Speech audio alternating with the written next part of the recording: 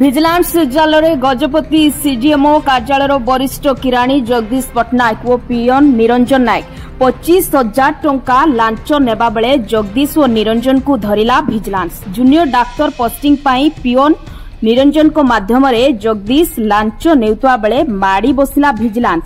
CDMO कार्यालय समेत जगदीश सरकारी बासभवन और पियन निरंजन को मंडल देवी स्थित बासभवन रे ভিজিलांस चढ़ाऊ जारी रही। जगदीश को कार्यालय प्रकोष्ठ 5 लाख नगद टंका किछि रूपा गहना मिलितिया बेले चढ़ाऊ सरिबा परे प्रकृत संपत्तिर मूल्य जणा पड़ियो बोली ভিজিलांस अधिकारी कहिसंती। गजपतिरु संतोष महापात्र को रिपोर्ट, संस्कार न्यूज ओडिया।